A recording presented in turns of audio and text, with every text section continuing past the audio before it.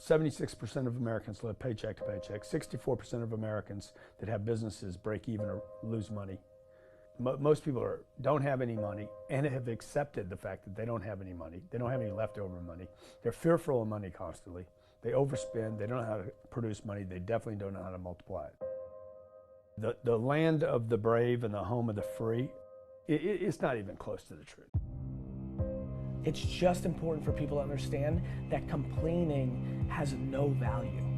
And if you complain about not having enough money, work more. If you complain about not having work-life balance, spend more time on vacationing in your family. It's super simple. Let your actions dictate instead of sitting there and feeling like you're not in control. Poor people say, I can't afford it, I can't do that, I don't have time. It's an escape, you know what I mean? It's easy to say I can't afford it. Oh, I'm too tired. Oh, I can't go to the gym. You know, when you could go to the gym, but no, I can't. Truth is, I'm just too lazy to go to the gym. Money doesn't have value, right? And this is an important thing that most people don't immediately understand, is that money itself doesn't have value. Money is a vector for transmitting value. It's how you express value. But the value isn't in the money, it's in the product or service you bought with it, and it's in the labor you gave in order to acquire it in the first place. That's where the value comes from. There's nothing intrinsically valuable in the money. You shouldn't put money in a house, you should put money in your brand. You should put money in the marketing. You should promote yourself, not put money in where you and the kids live. Right. Why is that a mistake? Because it's dead money. I mean, it can't, a house can't make you money. A house does not make you money. The only reason people think a house makes them money is they're comparing it to if I rent, that costs me money. But, you know, if you need to go to a hospital, you don't buy the hospital. You rent a bed to get out of there as fast as you can. If you go on a trip, you go to America and you want to go to Disneyland, you don't buy the hotel, you rent a room. And nobody thinks poorly of that. They're like, yeah, I'm gonna go there, use the place and get out. That's what you should be doing with your living. Find a place where you can rent. Pay rent monthly. Don't own the house. And take all the money that you would have put in that house purchase, down payment, extra money, fixing it up. Use all that money to improve your business and yourself so that you can get more money. Right? So I see so many people here like, I'm gonna invest 300,000 pounds in a house to hopefully make $30,000, 30,000 pounds. Right. I'm gonna buy it for 300, maybe I'll sell it for 600,000. I'll double my money.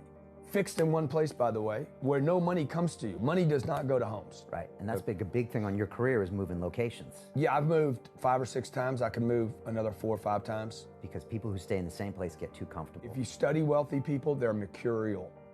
They're moving, they're mobile. They're not talking, Warren Buffett and Bill Gates do not talk about the home they live in. They talk about the places they're going to. They go meet money, they go meet wealth, they go meet connections.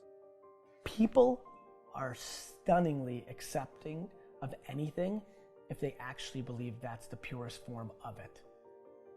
I think I'd be less acceptable if I hedged.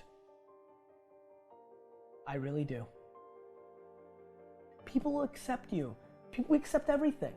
Just be you.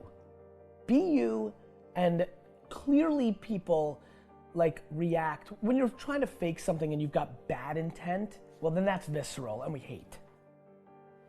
But I actually think we don't give love to the person that actually knows they have it and they're trying to fake it to conform. Hence why I won't adjust to this market all the way, because I don't think I'll be respected. I know what my intent is, so why would I be scared? I want to build the biggest building in town. That's who I am. And you know how I want to do that? By building the biggest building in town. And a lot of people want to build the biggest building in town, and you know how they want to do it? By tearing everybody else's building down. Poverty is passed on. It's taught in your families. And middle class is taught in families. And so the people right now who are sitting at home, who are struggling financially or worried about money or unhappy, they may be making a lot of money, but unhappy with what they're doing, it was probably taught to you. You know, your super ego was taught, get a job, work hard, or you'll never be rich, or the rich are evil, or whatever. And until you change your mindset, Correct. Money won't help you, right? Correct. And we see that with people that win the lottery, people that make more money, they still have the same problems. Right. Because they have that poor man's soul. Right. If you're poor, you'll always be poor.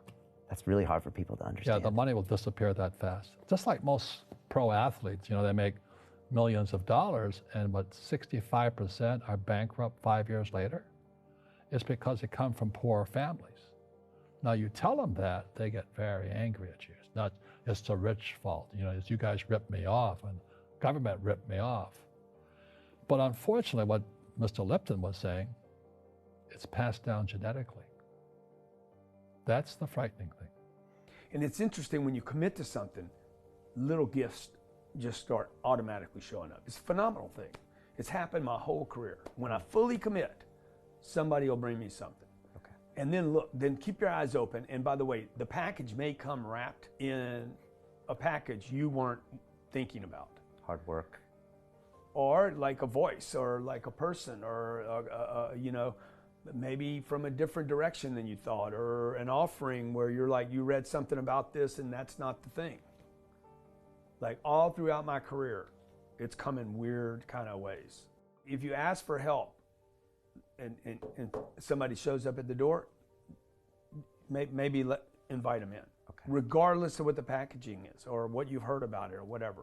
That's really been beneficial to me. Okay. How old are you? 44. I'm 40. Do you know how young we feel? It's when you were 26, did you ever think that this is what 44 felt like? No. You thought that that was finished. Yeah. How old are you? Like, you think a 40-year-old, like, when I was 25 years old, I thought a 40-year-old was finished. I don't even feel like I'm starting. Right? Yeah, but when I was 26, I was in a rush. I understand. And all of those guys and girls on the streets last night, when you say that to them, like their face kind of goes blank because all the stuff they watch, MTV, music videos, this, it's all about the bling now and the this now and the this now. You know, and MTV's tamed. You start following people on Instagram and it's a disaster. They're all pushing like, you know, it's all about champagne and private planes and you can get it too and just sign up for my course. Like, and everybody's falling for it. So I'm coming out and first of all, I want to be historically correct.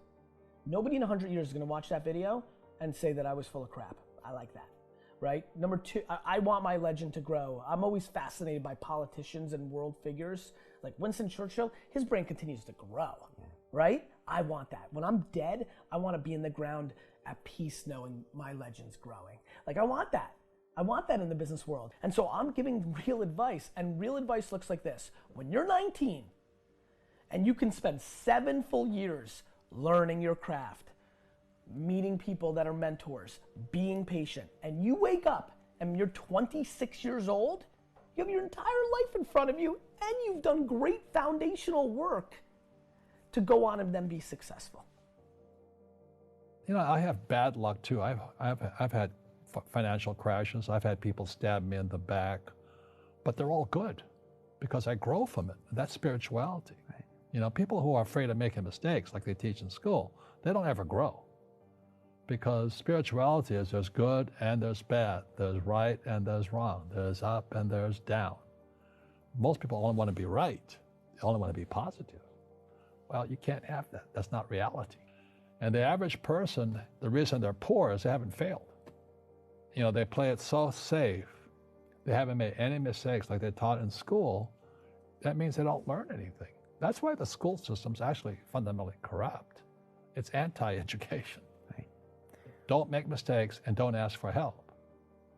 And if I didn't ask for help, I have my accountants, my attorneys, my bankers, and all that.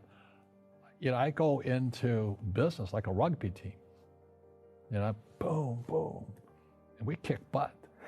But the average guy is standing there, oh, I'm an A student, I'm going to do this all on myself, and a bunch of rugby players run you over, and you go, well, they're not playing fair. You know what, you're playing stupid. You should have a team. You should have accountants, attorneys, and bankers, and all that stuff. But that's not the game I want to play. I said, then don't play the game.